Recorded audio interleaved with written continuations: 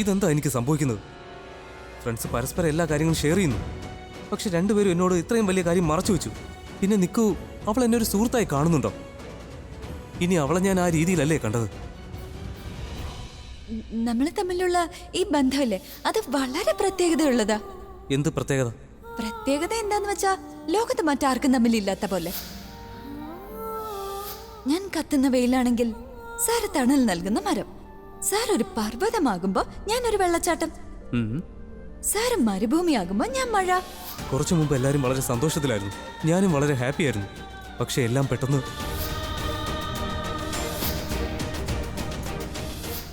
ഇതെങ്ങനെ സംഭവിക്കാനാ?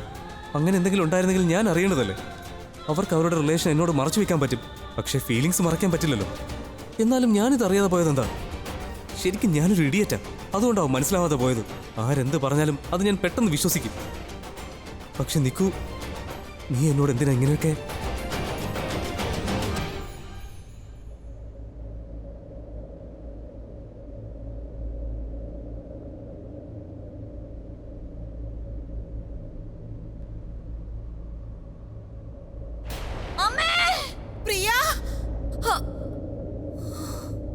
എന്താ?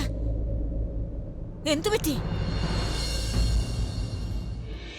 എന്തിനാ നിലവിളിക്കുന്നേ? പേടി സ്വപ്നം വല്ലതും കണ്ടോ? അമ്മേ, 12 മണിയായി, പ്രിയ ഇതുവരെ വന്നില്ല. അവള് ഫോൺ ചെയ്തില്ല. ഇനി എന്തെങ്കിലും പ്രശ്നം ഉണ്ടാവോ? സർലാ, നിനക്കറിയാമല്ലോ അവൾ നിശ്ചയത്തിനാണ് പോയതെന്ന്. ഈ ഫംഗ്ഷൻസ് ഒക്കെ ചിലപ്പോ രാത്രി വരെ നീളാം, അതുകൊണ്ടാവും വൈകുന്നത്. അവൾ ഈ കാര്യം വിളിച്ചു പറഞ്ഞതായിരുന്നല്ലോ, അതും പ്രണവിന്റെ ഫോണിന്ന്. അപ്പോൾ അവൾ വ്യക്തമായിട്ട് പറഞ്ഞില്ലേ അവളുടെ ഫോൺ കേടായിന്ന്, വരാനും വൈകുമെന്ന് പറഞ്ഞു. വൈകിയാൽ ടെൻഷൻ അടിക്കരുത്, ഒന്നുകിൽ പ്രണവ് അല്ലെങ്കിൽ അബി, ഇവരിൽ ആരെങ്കിലും ഇവിടെ കൊണ്ടാക്കുമെന്ന് പറഞ്ഞതല്ലേ. എനിക്ക് തോന്നുന്നത് അബി വരുമെന്നാണ്. അതൊക്കെ ശരിയാണ്, പക്ഷേ ഞാനൊന്ന് പ്രണവിനെ വിളിച്ചു നോക്കട്ടെ. അവിടെ കാര്യങ്ങളെല്ലാം ഓക്കെ ആണോന്ന് അറിയാലോ. അതൊക്കെ എന്തിനാ വെറുതെ അവരെ ടെൻഷൻ അടിപ്പിക്കാനായിട്ട്? എന്ത് ടെൻഷൻ അടിപ്പിക്കാനമ്മേ? ഞാൻ ചോദിക്കുന്നല്ലേ ഉള്ളൂ. നിക്ക് ഒരു മിനിറ്റ്.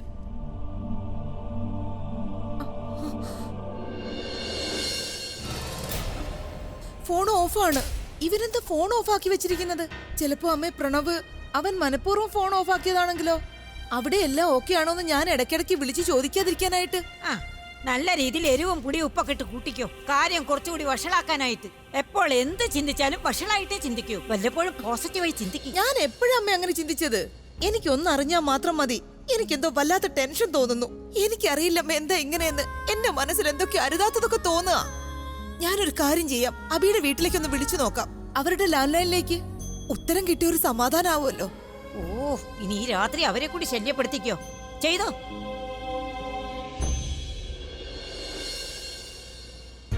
പെട്ടെന്ന് ഇതെന്താ സംഭവിച്ചത്? ആരെന്താ പറയുന്നത്? ആർക്കെന്താ മനസ്സിലാവുന്നത്? എനിക്കാണെങ്കിൽ ഒന്നും മനസ്സിലാവുന്നില്ല. പ്രണവ് എന്തിനാ അങ്ങനെ പറഞ്ഞത്? ഈ രാത്രി ഇത് ആരുടെ ഫോണാ? ഹലോ ഹലോ, ഇതാരാ? ചേച്ചി, ഞാൻ സരളയാ സംസാരിക്കുന്നേ. സരളെ. അല്ല, എന്താ ഈ സമയത്ത്? ക്ഷമിക്കണം ചേച്ചി, ഈ രാത്രി ഞാൻ നിങ്ങളെ വിളിച്ച് വെറുതെ ടെൻഷൻ അടുപ്പിച്ചതില്. അവിടെ ഇപ്പോ നിശ്ചയം നടക്കല്ലേ. ഞാൻ പ്രിയയെ ഫോണിൽ വിളിച്ചിട്ട് കിട്ടുന്നില്ല. നിങ്ങളൊന്ന് അവൾക്ക് ഫോൺ കൊടുത്തിരുന്നെങ്കിൽ എനിക്ക് അവളോടൊന്ന് സംസാരിക്കായിരുന്നു. അപ്പൊ എനിക്കൊരു സമാധാനം കിട്ടും. പ്രിയയോ? എന്തു പറ്റി? എന്തെങ്കിലും പ്രശ്നമുണ്ടോ? അത് പിന്നെ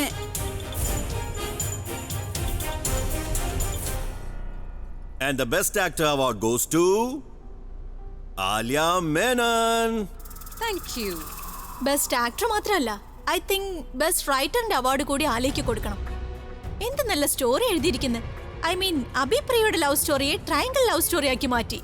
വാവ്. പ്രിയ അബിയെ പ്രണയിക്കുന്നു, പ്രണവ് പ്രിയയെയും പ്രണയിക്കുന്നു.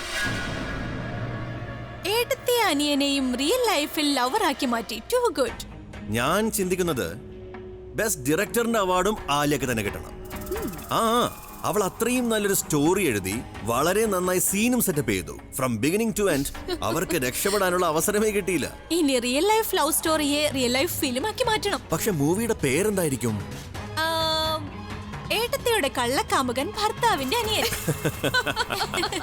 You guys is too much, yeah. പിന്നെ let me tell you guys, ഈ മുഴുവൻ പ്ലാനിന്റെയും ക്രെഡിറ്റ് എനിക്കല്ല വേണ്ടത്.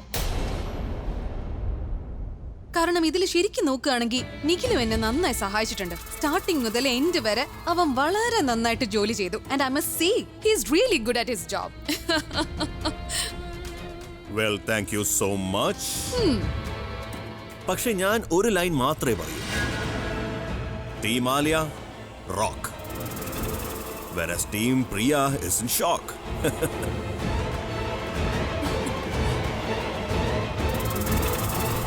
വെൽ ഗൈസ്, നിങ്ങൾ എനിക്ക് വേണ്ടി ക്രിയേറ്റ് ചെയ്ത് ഈ സർപ്രൈസ് ഇപ്പൊ അവസാനിപ്പിക്കേ. എന്നോട് മുഴുവൻ സ്റ്റോറി ഒന്ന് പറയ്. പ്ലാൻ നിങ്ങൾ എപ്പോഴാ തുടങ്ങിയത്? തുടങ്ങിയപ്പോ നിങ്ങൾ എന്താ എന്നോട് പറയാതിരുന്നേ? പ്ലാൻ ആലിയുടേതായിരുന്നു. ഇനി ബാക്കിയുള്ള കാര്യം പറയുന്നത് ആലിയാണ്. Aliya please, I am on a diet. Nikhil നീ പിടിക്കും. Well Tanu, don't you worry. ഞാൻ നിന്നോട് എല്ലാം പറയാം. ആ സത്യങ്ങളൊന്നും പ്രിയയ്ക്ക് പോലും അറിയില്ല. എങ്കിൽ വേഗം പറ, ഈ ഐഡിയ എവിടെന്നാ കിട്ടിയത്? ഈ കഥയുടെ ഐഡിയ എനിക്ക് തന്നത് പ്രണവാണ്. നിനക്ക് ഓർമ്മയുണ്ടോ നമ്മുടെ കഴിഞ്ഞ പ്ലാൻ ഫെയിൽ ആയി കഴിഞ്ഞപ്പോ നീ പോലീസ് സ്റ്റേഷനിലായിരുന്നു. അപ്പൊ ഞാൻ നിന്നെ അവിടെ ജാമ്യത്തിൽ ഇറക്കാൻ വന്നത്. അപ്പൊ ഞാൻ അവിടെ വെച്ച് പ്രണവിനെ കണ്ടു.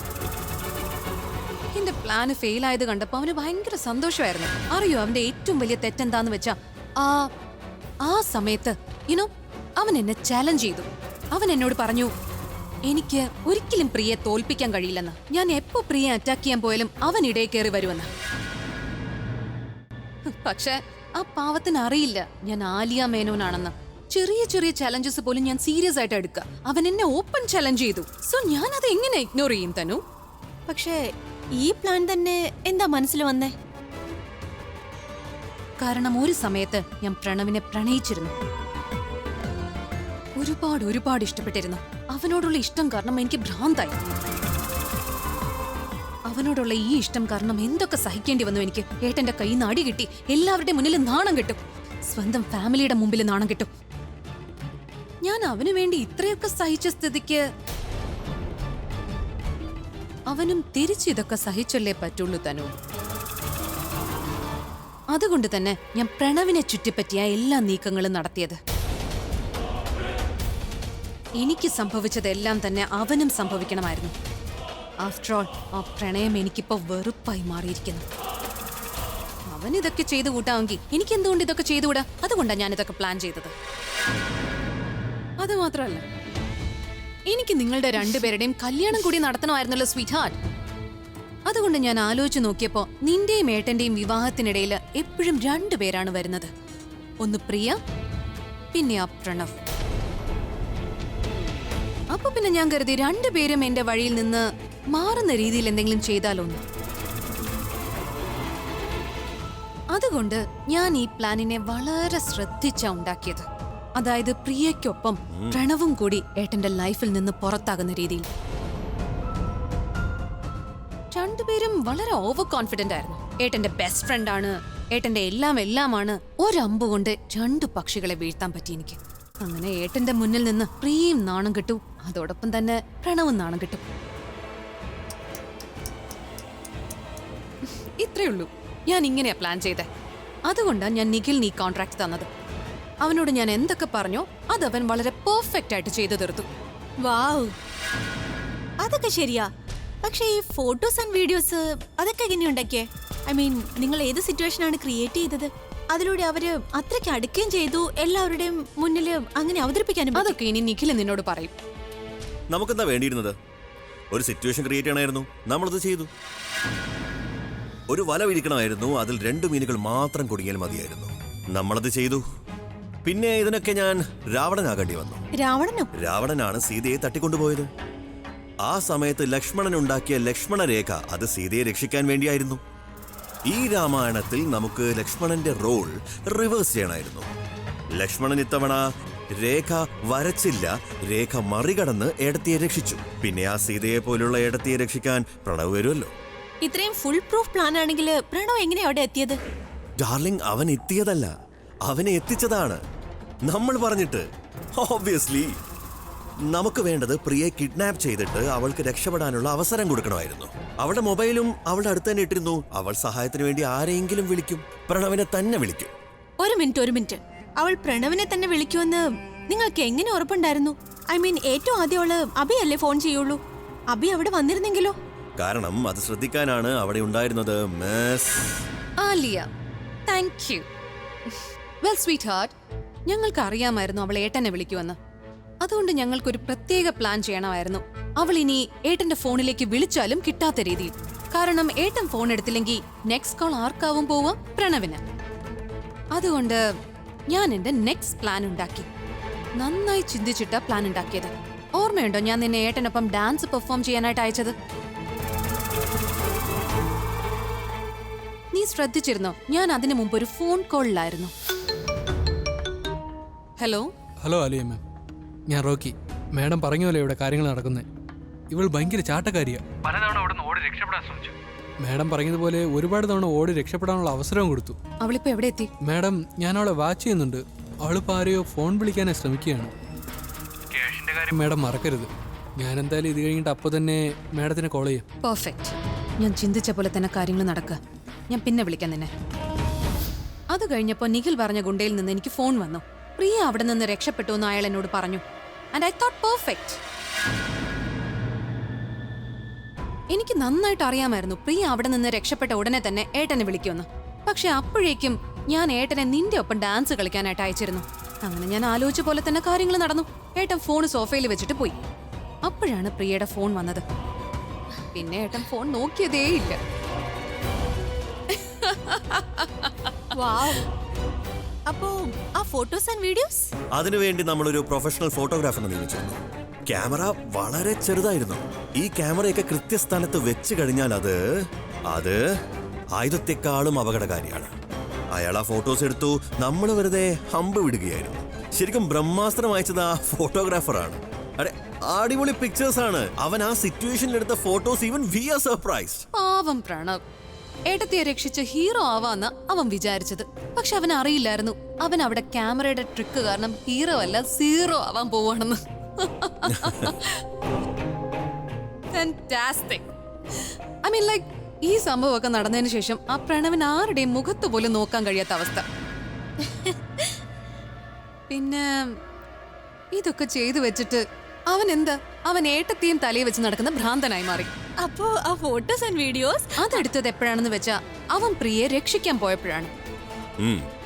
ആക്ച്വലി ആ കണ്ടീഷൻ, സിറ്റുവേഷൻ, എന്തായാലും അവിടുത്തെ സാഹചര്യത്തിൽ പ്രിയ വളരെ പേടിച്ചിരുന്നു. അത്രയ്ക്ക് പേടിച്ചു പോയിരുന്നു.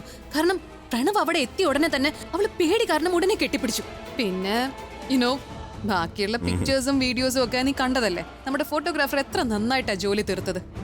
ഇതൊക്കെ നടന്നതിന് ശേഷം ഈ സംഭവങ്ങളെല്ലാം നമ്മൾ പിന്നെ റെക്കോർഡ് ചെയ്തു വെച്ച് എല്ലാവരെയും കാണിച്ചു കൊടുത്തു. അപ്പൊ എല്ലാവർക്കും അവര് പരസ്പരം പ്രണയത്തിലാണ്. Oh my God, thank you so much Aliya. നീ ശരിക്കും ഇവിടെ ജനിക്കേണ്ട വ്യക്തിയല്ല. നീ എല്ലാം വളരെ വേഗത്തിലാ ചെയ്യുന്നത്, മറ്റൊരാൾ ചിന്തിക്കുന്നതിന് മുൻപ് തന്നെ. Oh my god Alia, you killed it. Thank you so much. അല്ല, ഇതെന്താ ഇങ്ങനെ? ഇതിലൊക്കെ ഞാനും ഇൻവോൾവ് ആയിരുന്നു. ഞാൻ ദാ ഇവിടെ നിൽക്കുവാണ്. എന്നെയും പുകഴ്ത്തു, എന്നെയും കെട്ടിപ്പിടിക്കൂ. Yes of course. ആലിയ പറഞ്ഞ പോലെ നീ ഇല്ലായിരുന്നെങ്കിൽ ഈ പ്ലാൻ ഒരിക്കലും പൂർത്തിയാവില്ലായിരുന്നു. Thank you so much Nikhil. And I am really sorry. അത് ഫംഗ്ഷനിൽ വെച്ച് ഞാൻ നിന്നെ ഒരുപാട് വഴക്ക് പറഞ്ഞു. എനിക്ക് അറിയില്ലായിരുന്നു നീ എന്നെ ഹെൽപ്പ് ചെയ്യാനാ വന്നേന്ന്. I am really sorry. But thank you so much. You are welcome. Cheers.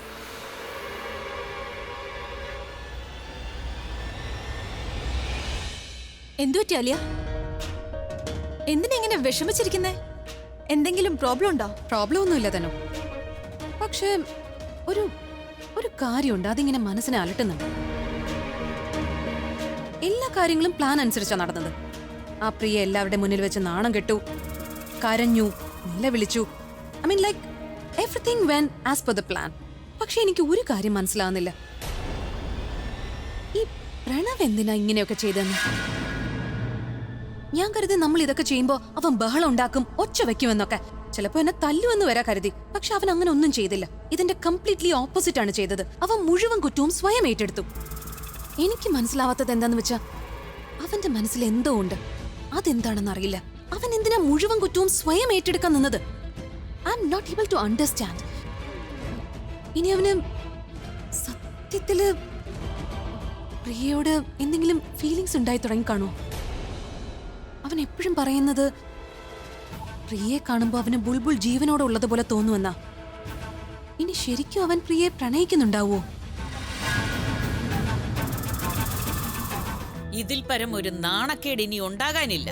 ഈ വൃത്തികേടാണെങ്കിൽ എനിക്ക് ചിന്തിക്കാൻ പോലും കഴിയില്ല. അഭിയുടെ മുന്നിൽ നിന്നെ നാണം കെടുത്താനായി അവർ എന്തൊക്കെ ചെയ്തു.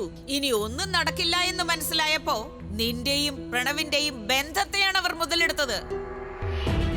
ഛീ, അവർ സഹോദരങ്ങളുടെ സ്നേഹത്തിന് പോലും വില നൽകിയില്ല. എനിക്ക് അവളെ ഒന്നും പറയാനില്ല. അഥവാ പറയണമെങ്കിൽ ഞാൻ അവളെ എന്തു പറഞ്ഞു പറയും? ചേച്ചി, ചുടലേന്നും രാക്ഷസിന്നൊക്കെ നമ്മൾ മുമ്പേ വിളിച്ചു കഴിഞ്ഞു. ഇനി വിളിക്കാൻ പറ്റില്ല. ഇവർ എല്ലാ ബന്ധങ്ങളുടെയും കുടുംബങ്ങളുടെയും വില തന്നെ ഇല്ലാതാക്കിയിരിക്കുക. അവരെന്ത് പറയാനാ അച്ഛമ്മ? അവരെപ്പോഴും അങ്ങനെയല്ലേ? എപ്പോഴും തെറ്റ് മാത്രമേ ചെയ്യാറുള്ളൂ. അവരിൽ നിന്ന് നമ്മൾ ഇതിൽ കൂടുതൽ എന്താ പ്രതീക്ഷിക്കേണ്ടത്? പക്ഷെ പ്രണവ് അവൻ ഇങ്ങനെ ആയിരുന്നില്ല. പിന്നെ അവൻ എന്തിനാ ഇതൊക്കെ ചെയ്തത്? എന്തിനാ എല്ലാവരുടെയും മുന്നിൽ വെച്ച് അവര് രണ്ടുപേരും പറഞ്ഞ കള്ളത്തെ സത്യമാണെന്ന് പറഞ്ഞത്? ആലിയും തനുവും എപ്പോഴും പറഞ്ഞിട്ടാ തെറ്റ് ചെയ്യുന്നത്. പക്ഷെ പ്രണവ് അവൻ സത്യം പറയുമെന്ന് പറഞ്ഞപ്പോ എനിക്ക് പേടിയായിരുന്നു. ചിലപ്പോ പ്രിയ ചേച്ചി സഹോദരിയെ പോലെയാണ്, എനിക്ക് വളരെ മുന്നേ അറിയുന്നതാണ് എന്നൊക്കെ പറയുമെന്ന് ഞാൻ പേടിച്ചു. പക്ഷെ അതൊന്നും അല്ല ചെയ്തത്. എല്ലാവരുടെയും മുന്നിൽ വെച്ച് പറഞ്ഞത് എനിക്ക് ചിന്തിക്കാൻ പോലും കഴിയാത്ത കാര്യങ്ങളായി പോയല്ലോ അച്ഛമ്മ. അദ്ദേഹം എന്നെ കുറിച്ച് എന്ത് ചിന്തിച്ചിട്ടുണ്ടാവും? എത്ര വലിയ തെറ്റാവൻ ചെയ്തത്.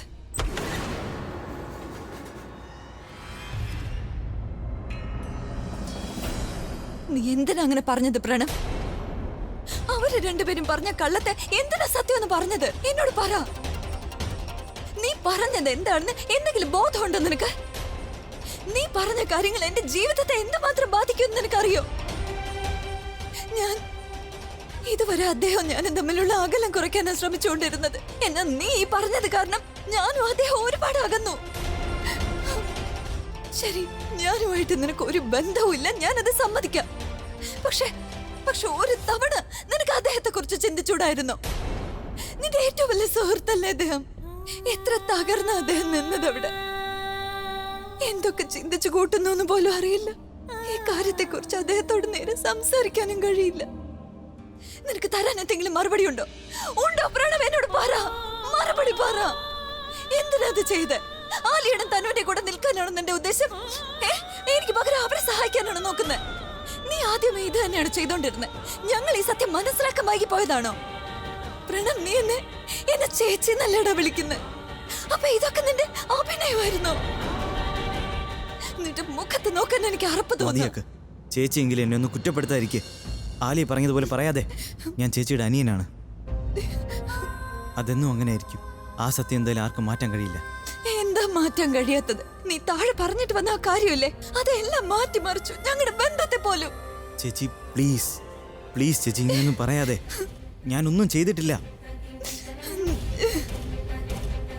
എന്നോട് ചോദിക്കുന്നതിന് മുമ്പ് ചേച്ചി സ്വയം ഒന്ന് ചിന്തിച്ചു നോക്ക്.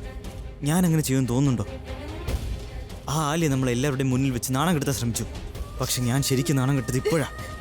ഇങ്ങനെയൊക്കെ സംസാരിച്ച് ചേച്ചി എന്നെ അന്യനാക്കി മാറ്റി. ഇവിടെ ഇപ്പൊ അന്യനാക്കിയ കാര്യമല്ല, വിശ്വാസത്തിന്റെ കാര്യമാ. എക്സാക്ട്ലി, കാര്യം വിശ്വാസത്തിന്റെയാണ്. നേരത്തെ അഭി പറഞ്ഞ പോലെ. ഇനിയിപ്പോ എന്തൊക്കെ സംഭവിച്ചാലും അവൻ നികിതയെ പൂർണ്ണമായും വിശ്വസിക്കും. പക്ഷെ ആ വിശ്വാസം ചേച്ചിക്ക് എന്താ എന്നോടില്ലാത്തെ? പ്രണവ് ഒരിക്കലും അങ്ങനെ ചെയ്യില്ലെന്ന് പറയുന്നതിന് പകരം ചേച്ചി എന്നോട് തന്നെ ചോദിക്കുകയാണോ ഞാൻ എന്തിനാ അങ്ങനെ ചെയ്തേന്ന്? ചേച്ചിക്ക് ശരിക്കും തോന്നുന്നുണ്ടോ ഞാൻ അങ്ങനെയാണെന്ന്? എനിക്കങ്ങനെ തോന്നിയില്ലായിരുന്നു പ്രണവ്. എനിക്ക് നിന്നെ കുറിച്ച് അങ്ങനെ ഒന്നും ചിന്തിക്കാനും കഴിയില്ല. പക്ഷെ ഇങ്ങനെ ചിന്തിക്കാൻ നീ എന്നെ നിർബന്ധിച്ചത്. ഞാൻ നിന്നെ എന്നും വിശ്വസിച്ചിട്ടല്ലേ ഉള്ളൂ പ്രണവ്. പക്ഷെ നീ എല്ലാവരുടെയും മുന്നിൽ പോയി പറഞ്ഞില്ലേ, ആലിയും തനു എന്നും അങ്ങനെയാ. വൃത്തികേട് പറയുന്നു, വൃത്തികേട് ചിന്തിക്കുന്നു, വൃത്തികെട്ട കാര്യങ്ങളെ ചെയ്യുള്ളൂ അവര്. ഞാൻ എന്നിട്ടും എല്ലാം കേട്ട് നിൽക്കായിരുന്നില്ലേ? പക്ഷെ നീ ചെയ്ത ചതിയ എനിക്ക് ഒരിക്കലും സഹിക്കാൻ കഴിയാത്തത്. പ്രണവ്, എനിക്കറിയാം നീയും ഞങ്ങളുടെ കുടുംബമായുള്ള ബന്ധം ബുൾബുൾ വഴിയായിരുന്നു എന്ന്. പക്ഷെ ബുൾബുൾ പോയെന്ന് കരുതി ഞങ്ങൾ ആ ബന്ധം വേണ്ടെന്ന് വെച്ചിട്ടില്ല. എന്റെ അമ്മ ഇപ്പോഴും നിന്നൊരു മകനായിട്ടാ കാണുന്നത്. എന്റെ അച്ഛമ്മ പോലും നിന്നൊരു ചെറുമകനെ പോലെ സ്നേഹിക്കുന്നില്ലേ? ഞാൻ നിന്നൊരു സഹോദരനായിട്ട് കാണുന്നില്ലേ? എന്നിട്ടും എല്ലാവരുടെയും മുന്നിൽ വെച്ച് നമ്മൾ തമ്മിലൊരു ബന്ധം. തെറ്റാണ് പ്രണവ്, നീ ചെയ്തത് ശരിയല്ല. എല്ലാം തെറ്റാണ്.